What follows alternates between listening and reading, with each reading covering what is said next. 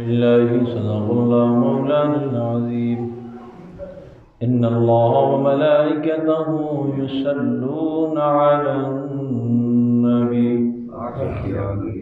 يا أيها الذين آمنوا صلوا عليه وسلموا تسليما اللهم صل على سيدنا محمد وعلى آل سيدنا محمد وبارك وسلم محبت سے پڑھیں الصلاۃ والسلام علیک یا سیدی یا رسول اللہ وعلى آلک واصحابک یا سیدی یا حبیب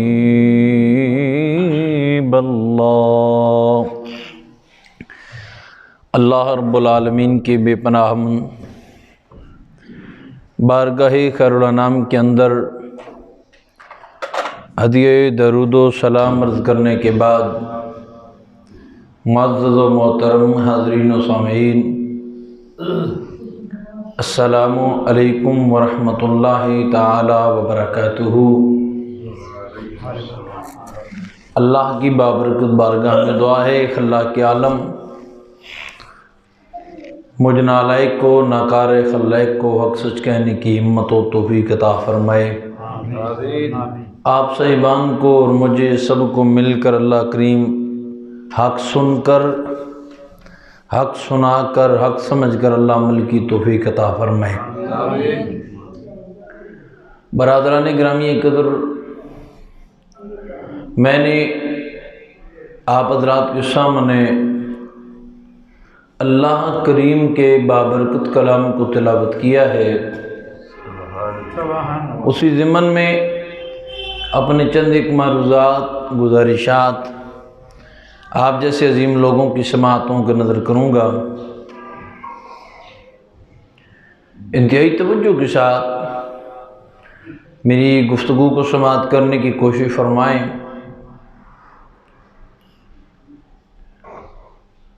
انسان زندگی کے اندر ظاہری وجود کو، یہ جو 5-6 فٹ کا وجود ہے، اسے سنوارنے کے لیے، خوبصورت بنانے کے لیے شب و روز جتن کرتا ہے۔ کاوش یہ ہوتی ہے کہ یہ وجود خوبصورت لگے، دیکھنے والا بندہ متاثر ہو، یار یہ وضو قطع کے اعتبار سے، پرسنالٹی کے اعتبار سے، اقدار کے اعتبار سے، معاشی فنانشلی معاملات میں مضبوط نظر آتا ہے، اس کا لباس اتنا اچھا ہے، یہ صفائی پسند نظر آتا ہے، اس کی چہرے کی حیت، اس کے بالوں کا سنوارنا، اس کے کپڑے اجلے پہننا، ہر وقت صاف ستھرا رہنا، اس کے وجود کی یہ حیت اور یہ کیفیت اس بات کی اظہار کرتی ہے کہ انسان صفائی پسند ہے، صاف ستھرا ہے۔ ظاہری لباس بتاتا ہے کہ انسان صاف ستھرا رہنے کا عادی ہے، اور یہ جو ظاہری طور پہ کسی کو دکھانا ہے، توجہ ہے نا میری، جب یہ دکھانا ہے تو دکھانے والا کس کو دکھائے گا؟ کوئی بندہ سامنے آئے گا تو وہ دیکھے گا، کوئی ادھر والا دیکھے گا، ادھر والا دیکھے گا، یہاں والا وہاں والا دیکھے گا، لیکن انسان کو دکھانے کے لیے ہم نے لباس اجلے پہنے، انسان کو دکھانے کے لیے ہم نے چہرے کو سنوارا، انسان کو دکھانے کے لیے ہم نے بالوں کو سنوارا، انسان کو دکھانے کے لیے اپنی پرسنالٹی بناتے پھرتے رہے، لیکن یاد رکھنا یہ ظاہری وجود انسان دیکھ رہا ہے، لیکن جس کی بات میں کرنے لگا ہوں وہ دل ہے جو انسان نہیں خدا دیکھتا ہے۔ حضرات توجہ کرنا، ظاہری وجود کو سنوارنے کے لیے ہم نے کتنے جتن کیے، ظاہری وجود کو بنانے کے لیے ہم نے کتنی کاوشیں کی، ظاہری وجود کو سجانے کے لیے ہم نے رات دن ایک کر دیے، اور اپنا مال لگایا، اپنے ٹائم ویسٹ کیا، سب کچھ کیا، کیوں ظاہری وجود سج جائے، ظاہری وجود میں حسن آ جائے اور ظاہری وجود کی جو خوبصورتی ہے یہ ظاہر ہو جائے، لباس خوبصورت، پریس شدہ کپڑے ہیں جی اور پالش شدہ جوتے وغیرہ، تمام ایک وجود کا جو سسٹم ہے وہ ہم نے اس کو بحال رکھنے کے لیے کتنی کاوشیں کی ہیں، لیکن کبھی غور ہی نہیں کیا۔ یہ تو انسان دیکھے گا، اور جس انسان نے دیکھنا ہے ہو سکتا ہے اس کے اندر بھی اس کے کئی نقاط نکل آئیں اور اس کے اندر بھی وہ کئی قسم کے اعتراض دے دے، کہہ دے کہ یہ دیکھیں جی بہت زیادہ بگڑ گیا ہے، کہا جا سکتا ہے نا، امکان ہے، دیکھیں جی یہ بہت زیادہ فضول خرچ ہو گیا، پتہ نہیں کیا سے کیا کہہ سکتے ہیں۔ ہم نے دنیا کو دکھانے کے لیے اتنے جتن کیے اور اتنی کاوشیں کی، اتنے اہتمام کیا، اتنے ٹائم ویسٹ کیا، اتنا مال صرف کیا کہ ظاہری وجود سج جائے، لیکن اس کے ساتھ ہم نے اس دل کو نہیں دیکھا، اس دل پہ توجہ نہیں کی جس کو دنیا نہیں، جو مخفی پردوں کے اندر تھا، جس کے اوپر میرے مالک کی نگاہ تھی، جس کے اوپر میرے مالک کی نگاہ تھی، ہم نے اس کے اوپر توجہ ہی نہیں کی۔ ذرا غور کرنا، آئے ذرا آگے چلتے ہیں، اللہ کے بابرکت کلام کو تلاوت کرتے ہیں۔ عزیزان من، اللہ کریم نے قرآن میں کیا فرمایا؟ فرمایا انہو علیم بذات الصدور۔ میرا اللہ اعلان فرماتا ہے جان لے، بے شک انہو، بے شک وہ، علیم بذات الصدور، جو تمہارے دل میں چھپی ہوئی باتیں ہیں، راز موجود ہیں، ان کو جانتا ہے۔ یہ اس نے اعلان فرمایا، فرمایا تمہارے دلوں میں چھپی ہوئی ہے راز، تمہارے دل کے پردے کے اندر چھپنے والی باتیں، کیونکہ یہ دل پورے وجود کا حاکم جو ٹھہرا، اب ملک پاکستان ہے، اس کی رعیت پہ ایک بادشاہ، اب وہ بادشاہ جو آرڈر کرے گا پورے ملک میں رائج ہو جائے گا بلا تشبیہ۔ اسی طرح آگے چلوں، ایک وجود، اس وجود کے اوپر دل کی حکومت، یہ جو دل حکومت کرنے والا ہے، اس کے اندر جو خیال رہتے ہیں، جس کے اوپر میرے مالک کی نگاہ ہے، انہو علیم بذات الصدور، فرمایا جو تمہارے دل میں رہتی ہیں باتیں، جو تمہارے دل میں خیال آتے ہیں، جو تمہارے دلوں کے اندر چھپنے والے راز ہیں، جو تمہارے دلوں میں پوشیدہ چیزیں ہیں، میں مالک اس کو دیکھ رہا ہوں۔ بلکہ توجہ کرنا، میرے یہ حدیث نبوی ہے، میرے نبی پاک صلی اللہ تعالیٰ علیہ وسلم نے کیا ارشاد فرمایا؟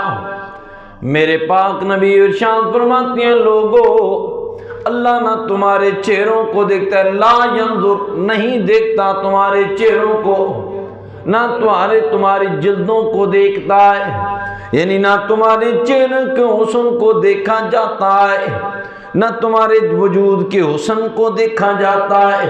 یہ کون بندہ کتنے مال والا ہے، یہ کتنے جناب والا مال کے کپڑے پہن کے بیٹھا ہے، اس کے چہرے کا رنگ گورا ہے یا کالا ہے، یہ حسین ہے جاج نہیں ہے، یہ بھدی شکل والا ہے یا خوبصورت شکل والا ہے، اس کے نئے نقش برابر ہیں کہ نہیں ہیں، کچھ بھی نہیں دیکھا جاتا۔ فرمایا اللہ کیا دیکھتے ہیں؟ فرمایا اللہ جب بھی دیکھتا ہے تمہارے دلوں کو دیکھتا ہے۔ اللہ کیا کرتا ہے؟ تمہارے دلوں کو دیکھتا ہے۔ اس لیے تو رومی کشمیر کی روح تڑپی، آپ نے کیا فرمایا؟ فرمایا لوگو جب بندہ اپنے وجود پہ غور کرتا ہے جی، جب انسان اپنے وجود پہ توجہ کرتا ہے، اب ہر بندے کی یہ کوشش ہے کہ اس کا وجود سج جائے، ہر بندے کی یہ کاوش کہ اس کے وجود خوبصورت لگے، ہر بندے کی یہ ضرورت کہ اس کا دل، اس کا وجود حسین و جمیل لگے۔ فرماتے ہیں کہ باہر کے وجود سے بہتر ہے کہ انسان اندر میں جو دل موجود ہے اس کو بھی دھو کر صاف کر لیا کرے۔ سبحان اللہ۔ اور یہ جو دل ہے اندر موجود ہے، جو پردوں میں رہتا ہے، جو حاکم بھی ہے، اور توجہ کرنا، یہاں تو ایک وقت میں کئی فورسیں کام کرتی ہیں، کئی وجود جناب والا فورسیں ورک کر رہی ہوتی ہیں۔ یہ دل ہے نا، ایک طرف شیطان کھینچ کے انسان کو لے جانے کی کوشش کرتا ہے کہ انسان گناہ کے اندر آ جائے، انسان برائی کی جانب رغبت اختیار کر لے، لیکن دوسری جانب نوری فرشتہ بھی ہوتا ہے جو اسی دل کے اوپر اپنی طاقت استعمال کر کے انسان کو گناہ سے بچانے کی در پہ رہتا ہے۔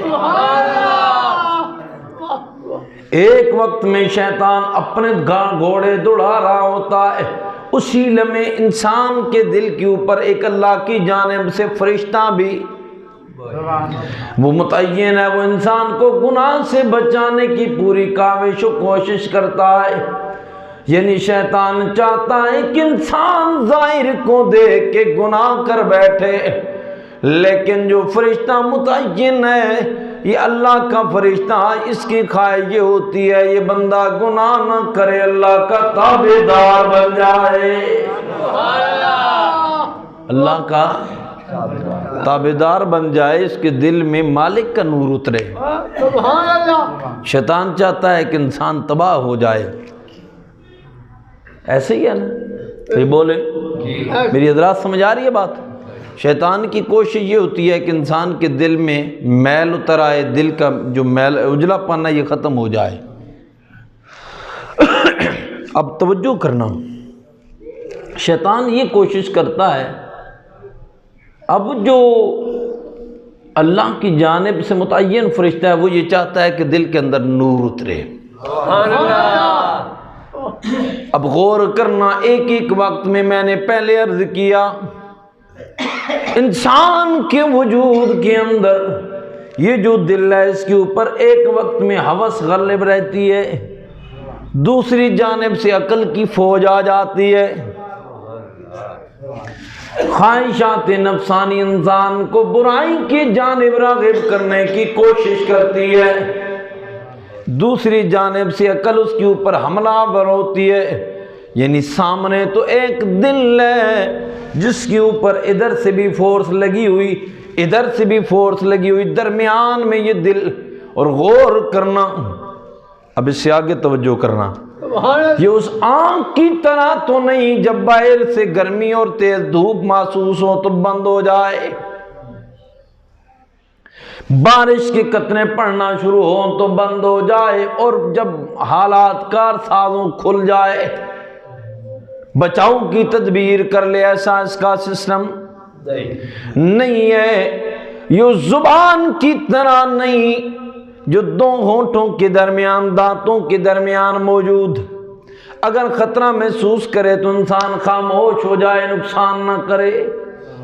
یہ تو کھلے میدان میں موجود دل ہے، یہ تو کھلے میدان میں رہنے والا دل، اس کے اوپر کبھی انسان کے اوپر شیطان غالب ہوتا ہے، کبھی ہوس انسانی غالب ہوتی ہے، کبھی نفس انسان کو مجبور کرتا ہے تو یہ کام کر گزر، یہ کام کر گزر، یہ کام کر گزر۔ فرمایا نانا غور کرنا، یہ دل وہ ہے، انہو علیم بذات الصدور،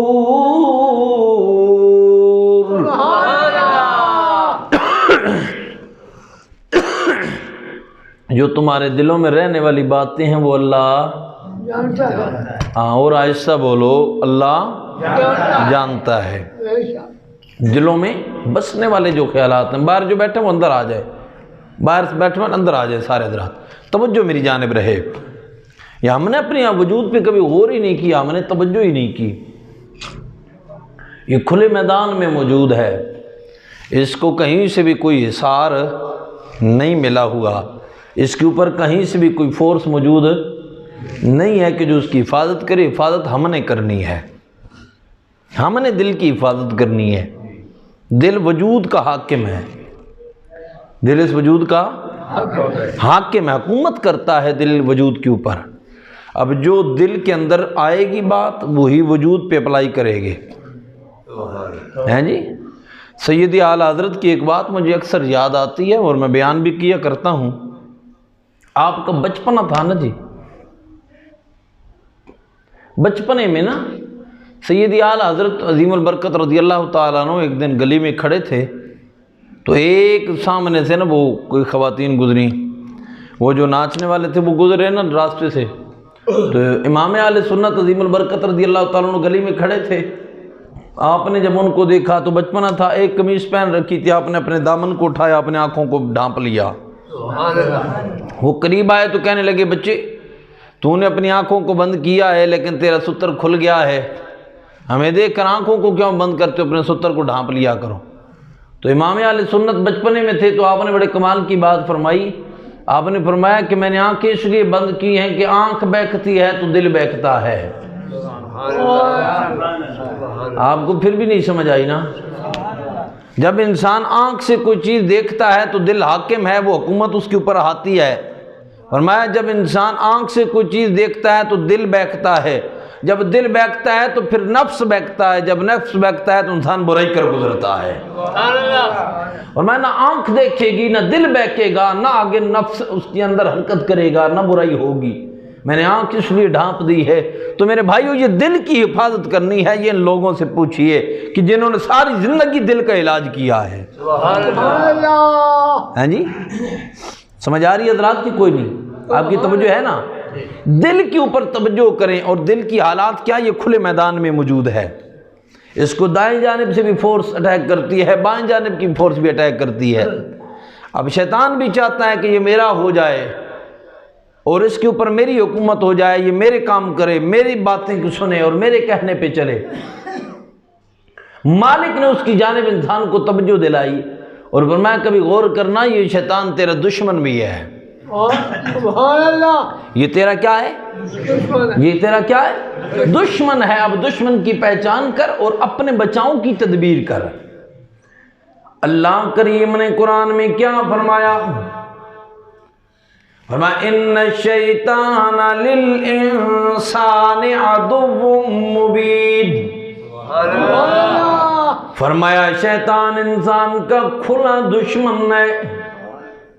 یہ کون کہہ رہا ہے؟ اللہ۔ سارے بول دیا کریں، اللہ کہہ رہے ہیں شیطان انسان کا کھلا دشمن ہے۔ انسان کو نہیں معلوم انسان کا دشمن شیطان ہے۔ اب ذرا غور کرنا، شیطان کی خواہش ہے کہ یہ دل اس کے قابو میں آ جائے، یعنی مرکز قابو میں آ جائے گا، ہاتھ قابو میں آ جائیں گے، آنکھیں قابو میں آ جائیں گی، اعضاء قابو میں آ جائیں گے، وجود قابو میں آ جائے گا، جو چاہوں گا وہ کرواتا پھروں گا۔ اب دوسری جانب سے اللہ کی جانب سے مامور حفاظت پہ فرشتہ، اس کی چاہت یہ ہوتی ہے یہ بندہ اللہ کی جانب راغب ہو جائے، اللہ کا بن جائے، اللہ کے قریب چلا جائے اور اللہ کے انوار و تجلیات اس کے دل پہ اترنا شروع ہو جائیں۔ اب ایک جانب میرے مالک نے یہ نشاندہی فرما دی، فرمایا لوگو یہ شیطان تمہارا دشمن ہے، اس سے بچ کے رہنا، اس کی حربوں سے بچ کے رہنا۔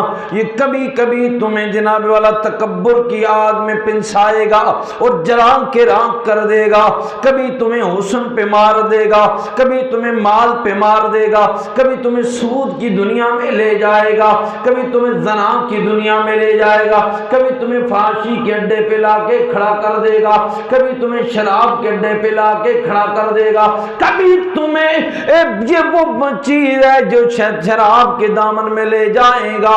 اس سے بچ کے رہنا اور اپنے دل کی حفاظت کرتے رہنا، کیونکہ تمہارے دل پہ رب کی نگاہ رہتی ہے۔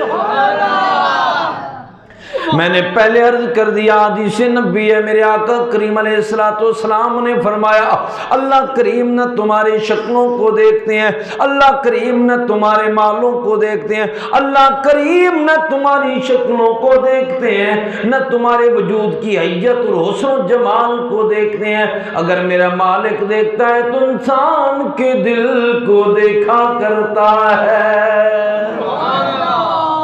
انسان کے بھئی بولو نا، انسان کے دل کو دیکھتا ہے، کیونکہ قلب المومن عرش اللہ، کیونکہ بندے کا دل اللہ کا عرش ہوتا ہے۔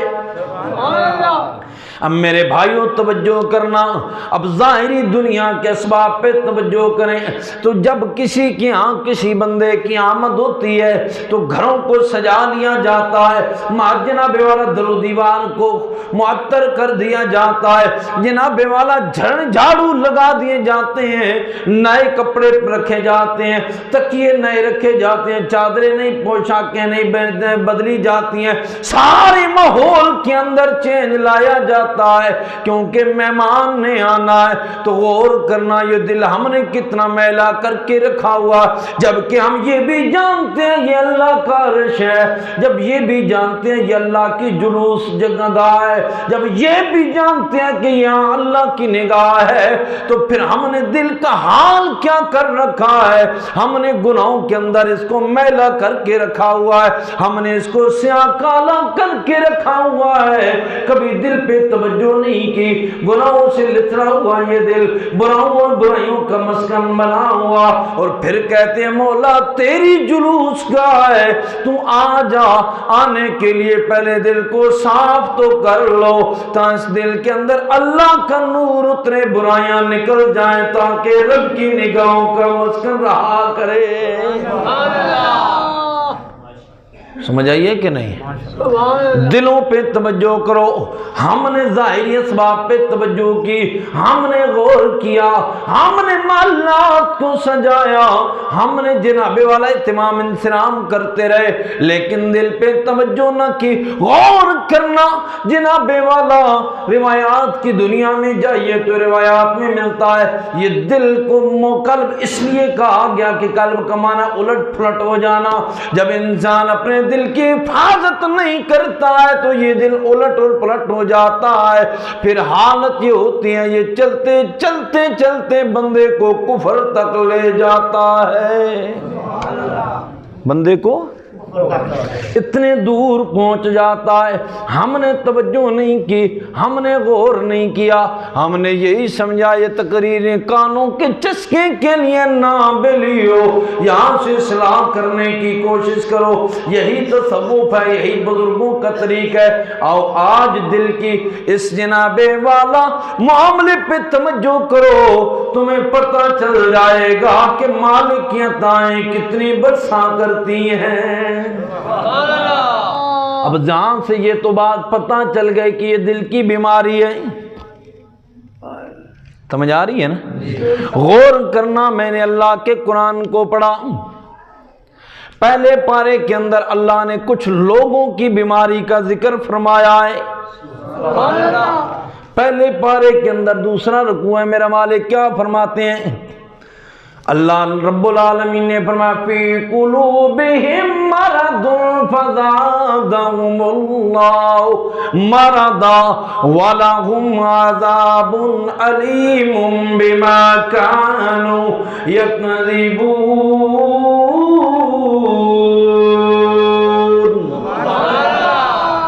فرمایا ان کے دلوں میں نفاق کا مرض ہے، منافقت کا مرض ان کے دلوں میں موجود ہے، اور اللہ رب العالمین نے فرمایا ہم نے وہ مرض اور بڑھا دیا۔ توجہ ہے کہ کوئی نہ؟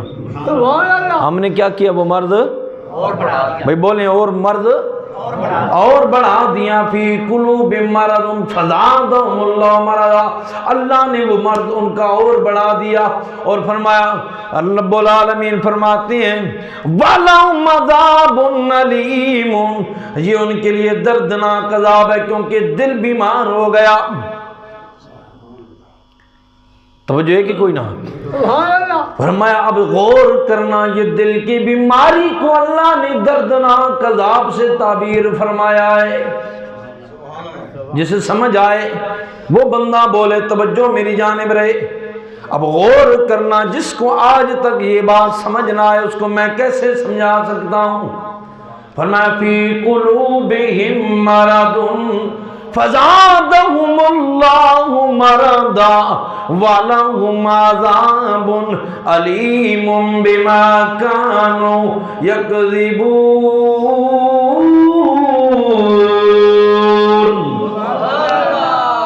اللہ فرماتے ہیں ان کے دلوں میں بیماری ہے، ان کے دلوں میں بیماری ہے، فزادہم اللہ مرضا، اللہ نے بیماری اور بڑھا دی۔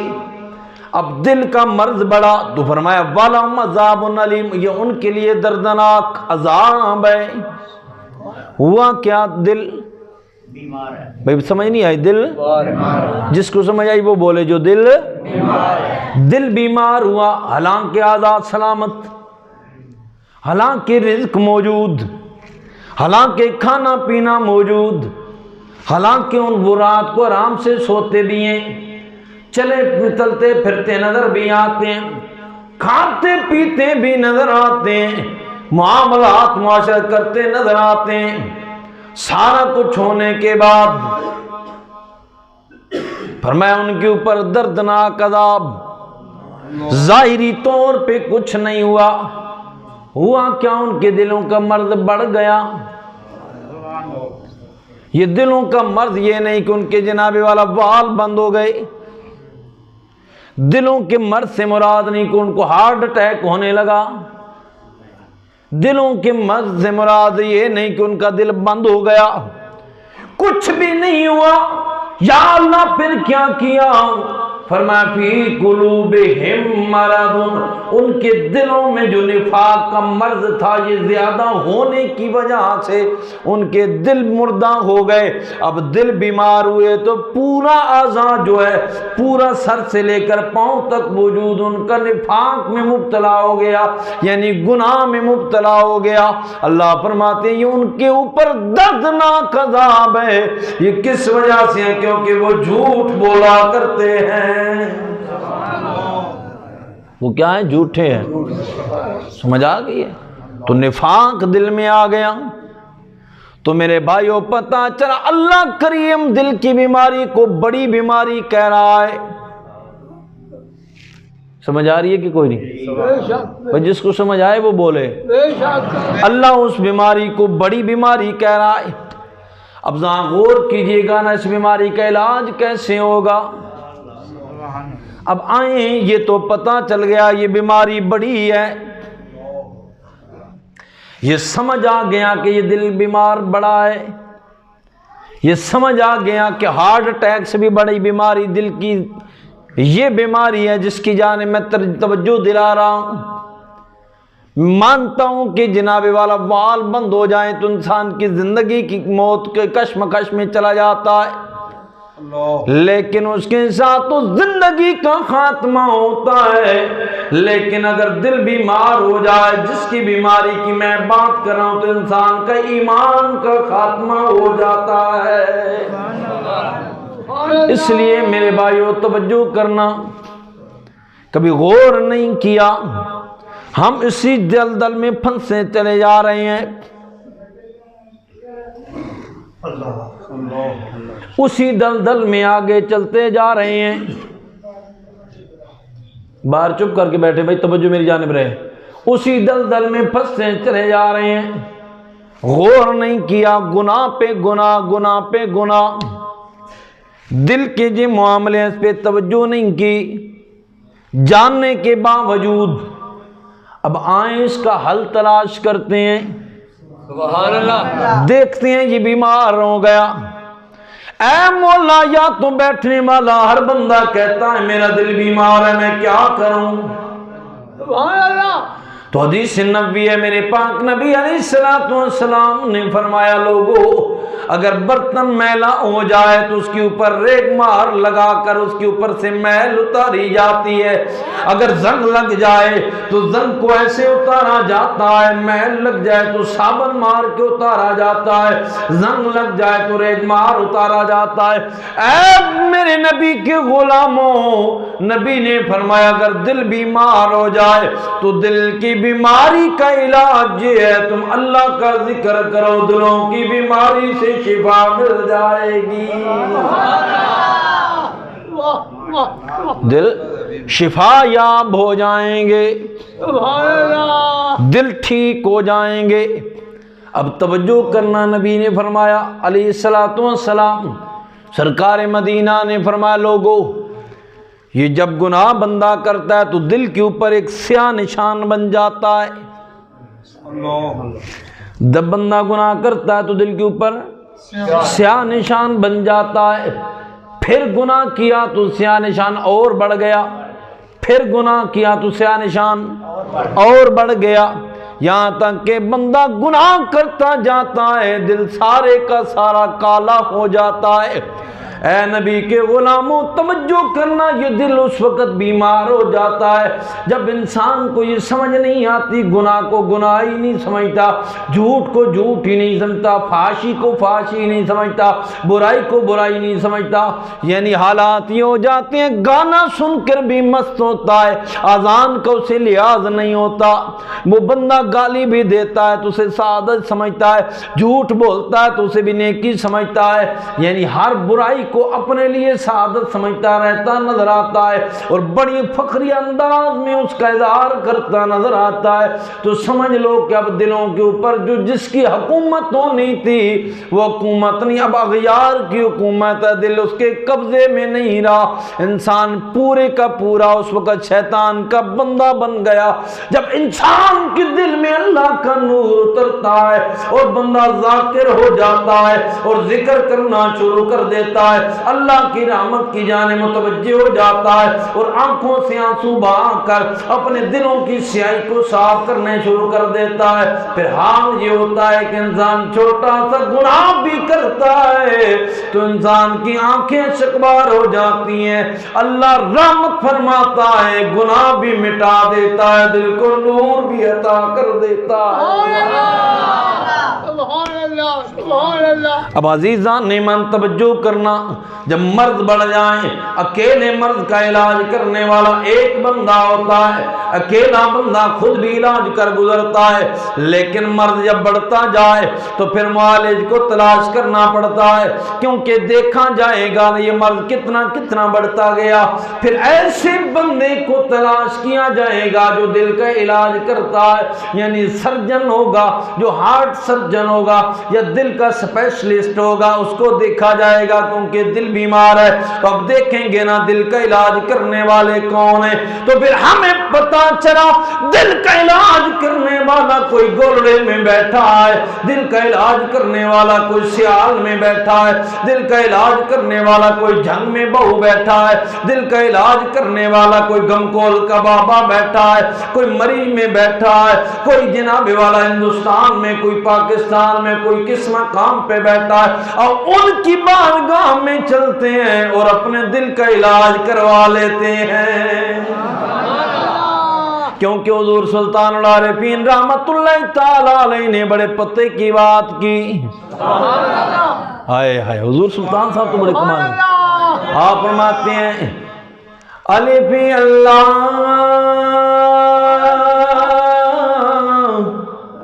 چمبے دی بوٹی تے مرشد میرے وچ لائی ہو اندر بوٹی مشک مچایا اے جان پھلن تے آ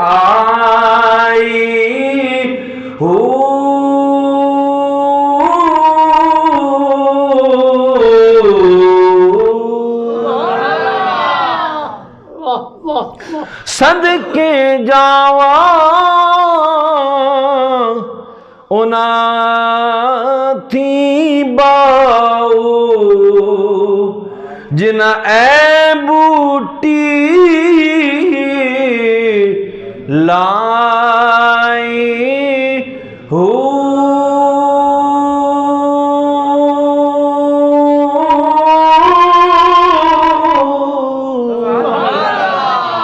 है जी। दिल बीमार हो जाए तो फिर ये इलाज करते हैं। किसी ऐसे के पास चले जाओ ना जो खुद इलाज नहीं कर सकते, तो जो इलाज करने वाला उसके पास बैठ जाओ। है जी। फरमाते हैं नफी असबात का पानी मिलया, तो जो है कि कोई ना अलिफ अल्लाह चंबे दी बूटी। ये उरफा ना जब कोई किसी बात को ना मारिफत की बात को समझा नहीं सकते हैं ना, तो फिर वो उसको ना अशार के धारे में बयान करते हैं। फरमाते हैं नफी असबात दा पानी मिलया है, तवज्जो की कोई नहीं। क्या फरमाते हैं? नफी असबात दा पानी मिलया। अच्छा, नफी से क्या मुराद है, असबात से क्या मुराद है तवज्जो की कोई ना। हमने तो उसको यही सुना है ना, हुजूर सुल्तान साहब ने फरमा दिया, हमने सुन लिया, हमारे कान ने ये ज़ौक़ ले लिया, बस बात ख़त्म हो गई, कभी इसके ऊपर गौर ही नहीं किया। जब किसी आरिफ के पास जाए ना तो वो जिक्र करवाते हैं ला इलाहा, भाई बोलें ला इलाहा। अब ला इलाहा में क्या है? नहीं है कोई इला, भाई बोलते नहीं है ना, नहीं है कोई इला, नफी इल्लल्लाह मगर अल्लाह, भाई बोल तो नहीं। हाँ यार, जब तुम नफी इस बात का जिक्र करोगे, यानी जब ज़र्ब लगती है ना तो दिल पे ला इलाहा इल्लल्लाह, तो फिर ये नफी इस बात की ज़र्ब लगती है तो जो दिल में नूर उतरता है। फरमाते हैं नफी इस बात दा पानी मिलिया हर लगे हर जाई हो अंदर बूटी ओए मुश्क मचाया अंदर बूटी ओए मुश्क मचाया ओए जान फुलन ते आई हो।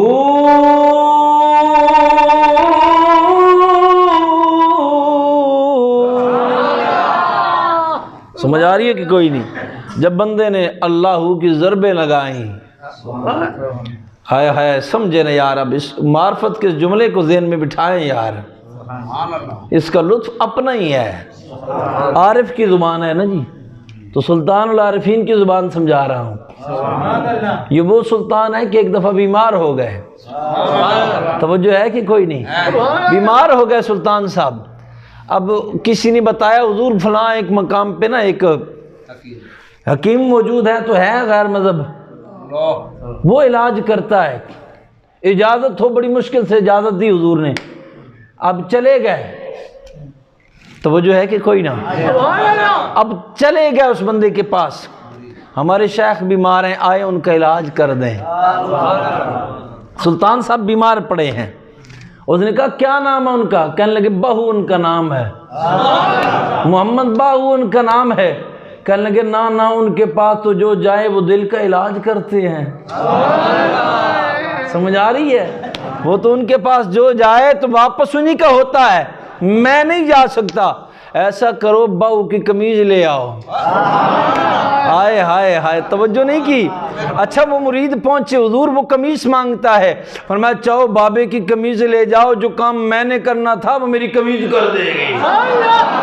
हाय हाय हाय, जो काम मैंने करना था वो मेरी कमीज कर देगी। जब गया ना वो करीब, उसने ऐसे कमीज को सूंघा। समझ नहीं आ रही आपको? भी अधूरे बैठे हैं, तवज्जो। उसने कमीज को जैसे सूंघना शुरू किया ना, तो उसकी जुबान पे कलमा जारी हो गया। یعنی جن کی قمیص بھی علاج کرتی ہے. بھئی آپ کو سمجھ آ رہی ہے؟ جن کی قمیص بھی علاج کرے، اس سلطان کی بات کر رہا ہوں. فرماتے ہیں نفی اسبات دا پانی ملیا. جب انسان نے وہ ذکر کیا، یعنی نفی اسبات کا ذکر جب دل پہ وارد ہوا، فرماتے ہیں نفی اسبات دا پانی ملیا، ہر رگے ہر جائی ہو، یعنی پورے وجود کے اندر بس وہی چلا گیا، وہی پہنچ گیا، وہی آ گیا.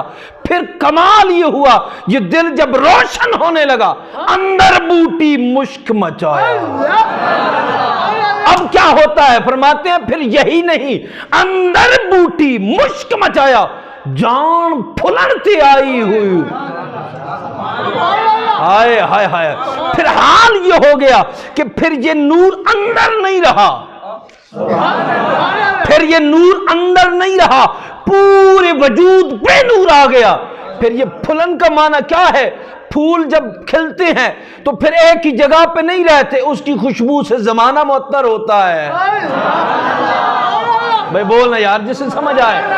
پھر پھلن کا معنی یہ ہے، اب یہ پھول، یہ وجود اتنا نور علی نور ہو گیا، اتنا نور علی نور ہو گیا، پھر اتنا نور علی نور ہو گیا، اتنا نور علی نور ہو گیا کہ آس پاس جو بھی آتا گیا اس پہ بھی نور چڑھتا گیا، اس پہ بھی نور چڑھتا گیا. یہ محمدی نور تھا نا یار. سمجھ آ گئی؟ اس کے اوپر بھی وہ نور آ گیا. اچھا خود علاج نہیں کر سکتے دل کا، خود نہیں کر سکتے، کسی ایسے کے پاس جاؤ یار، ایسے کو تلاش کر لو جو دل کا علاج کرتا ہے، وہ علاج کر دے گا. سمجھ آ رہی ہے؟ اور نہیں کر سکتے، مانتا ہوں نہیں کر سکتے.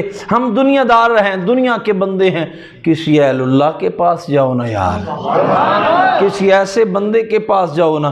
مجھے یاد آتی ہے حضور قبلہ عالم، حضور میرے مرشدی، میری سندی، میری مرشدی، میرے مولائی، میرے آقائی حضور خواجہ خواجہ زندہ پیر سرکار رحمہ اللہ تعالی. آپ ایک دن بیٹھے ہیں، ایک بندہ بڑے عرصے کے بعد آپ کے پاس جلوہ گر ہوا، اور اس کا نام غلام محمد تھا، بولتے اس کو نور محمد تھے. کہنے لگا تصور جو گھر سے چلا نا، عرض کرنے لگا دل ہی دل میں، کہنے لگا مجھے پتہ نہیں حضور عرصے بعد جا رہا ہوں، پہچانیں گے بھی صحیح کہ نہیں، پہچانیں گے بھی صحیح کہ نہیں. چلتے چلتے چلتے حضور قبلہ عالم کی بارگاہ میں حاضری دی نا، تو میرے مرشدی میرے سرکار تشریف فرما تھے، اور بیٹھے بیٹھے نا توجہ رکھنا یار، تھوڑی دیر گزری وہ بندہ سامنے آیا، تو حضور میرے آقا میرے مولا نے فرمایا، میرے مرشد میرے سندی فرمانے لگے، فرمایا کوئی غلام محمد ہو یا نور محمد ہو. سمجھ آ رہی ہے آپ کو کہ نہیں؟ فرماتے ہیں کوئی غلام محمد ہو یا نور محمد ہو، ہمیں کسی کے نام سے کیا غرض، بس ایک نام یاد ہو جائے. اس نے قدموں کو ہاتھ رکھا، حضور وہ بندہ تو میں ہی ہوں. فرمایا نہیں مریدی، پیری مریدی آج کل یہی رہتی ہے کہ مرید 4 دن دور رہے تو لوگ سمجھتے ہیں کہ پیر کو پتہ ہی کوئی نہیں ہے. فرمایا ہمیں دنیا کے کسی نام کی غرض نہیں، ہم تو ایک ہی نام یاد کرنے پہ لگے ہیں. آئے آئے سمجھ آئیے حضرات. تو ایسے کے پاس تو چلے جاؤ نا بھائی، میں ہاتھ جوڑ کے عرض کرتا ہوں. اور نہیں علاج کر سکتے، کسی ایسے کے قدموں میں بیٹھ جائیے، حضور میں بیمار ہوں، میرے دل کا علاج کر دیں. پھر وہ کیا کریں گے؟ نفیاں سے بات دا پانی ملیا تے ہر رگے ہر جائی ہو، اندر بوٹی مشک مچایا، اوے جان پھلتے آئی ہو، صدقے جاوا انا تھی یا حضرت باہو جنہ اے بوٹی لائی ہو.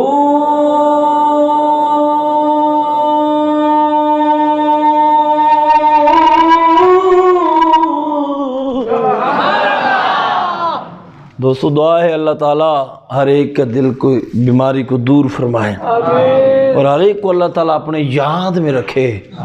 دعا اللہ تعالیٰ مجھے آپ کو سن کر عمل کی توفیق دے. وما علی البلاغ المبین.